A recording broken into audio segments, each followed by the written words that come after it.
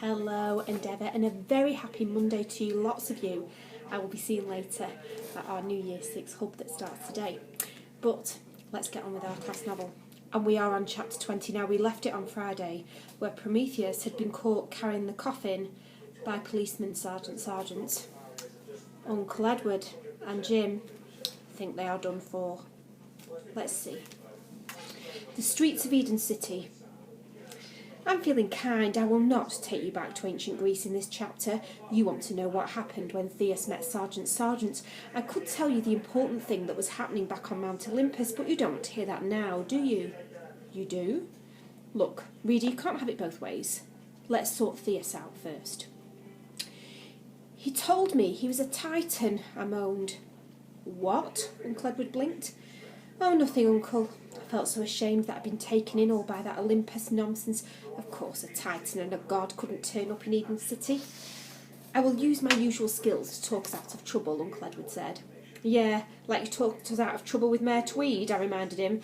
I still felt sore from where he'd grabbed me by the jacket and hauled me off the ground. Police spy, is he? We'll see about that. Uncle placed the magic lantern on the end of a standing coffin, put on his bravest smile and marched across to Sergeant Sargent. Ah, officer, I see you've met my long-lost friend. Then I remembered. Yes, the policeman replied. He was just asking me. I remembered Zeus.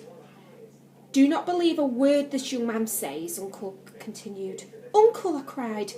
Young Theus had a knock on the head when he fell to the floor at the inn, didn't you, Theus? He's not a police spy, I cried. Yes, Theus said, I did fall over at the Storm Inn, and the blow to his head had a strange effect on him. He has nightmares, Uncle Edward was saying, and in these nightmares he imagines he's a member of a gang of thieves. No, he doesn't, Uncle. What? Theus is our friend, I said. A friend who has had a knock on the head which has made him our enemy, Uncle argued hotly. He will tell you lies, officer, in order to see us hang. The policeman shook his head wearily, and the mist that had gathered on his drooping moustache dripped over the cobbles. He was just asking me about the temple, he said. Oh, we are simple entertainers. We have not just robbed Mucklethrift Manor, Uncle went on. He stopped. He suddenly seemed to hear what the policeman had said. Temple? What temple? The Temple of the Hero, the policeman said. It's a small temple at the end of the lane. Some weird people worship some sort of god there. Something about him dying to save his friends.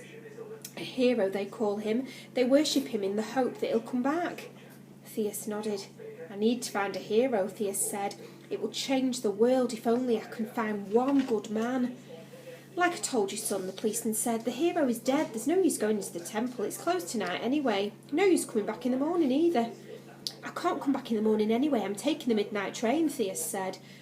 No, Sergeant Sargent said. I mean, it's no use coming back any time. The hero died a couple of 100 years ago. Theus nodded. Then I'll just have to go back and find him before he dies.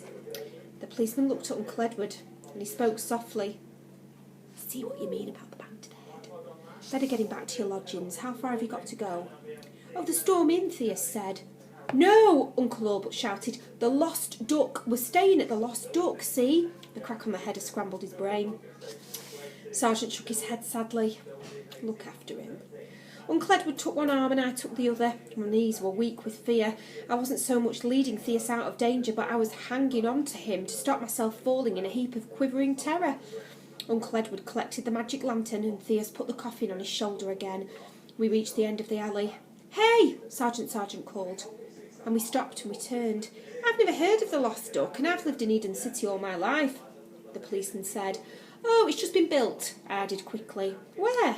Oh, the last inn on the South Road. Ah. We stepped in the gloomy green glow of the gaslit main street.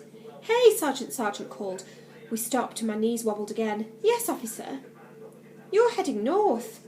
Ah, yes, Uncle Edward explained. We have another show to do before we go back to the Last Duck. The Lost Duck? Sergeant Sargent said. Where? Where what? Where is the duck that was lost? Uncle Edward asked. It's the last inn on the South Road, the policeman said. So it's the last duck, isn't it? Uncle Edward said with a chuckle. Sergeant touched his moustache again. I guess it is, he saluted. Take care, folks, he said. There are one or two ruffians on the streets who'll rob you of anything you've got, he warned us. Uncle Edward turned and faced him. While you're walking these mean streets, Sergeant, I feel very safe. Good night. Good night, sir, he replied. At last we were free and we hurried down the road. The little crossing sweeper called cheerfully. You got away with it then? Uncle Edward trod on the boy's bare toes to teach him a lesson. We passed the Mucklesworth factory and the match girl who huddled in the gateway. She wrapped the shawl around her shoulders and had fallen asleep. Uncle Edward reached into the coffin and took out a handful of coins and slipped it into her purse. He could be the meanest man in the world, but he could also be the kindest. Like Robin Hood, he could rob the rich and give to the poor. He didn't deserve to die on the end of a rope. As the distant town hall clock boomed 8 o'clock, we reached the waterfront where the storming sat like a wooden toad on the edge of the slimy river. And join me tomorrow, Endeavour, when we return back to Mount Olympus. Bye.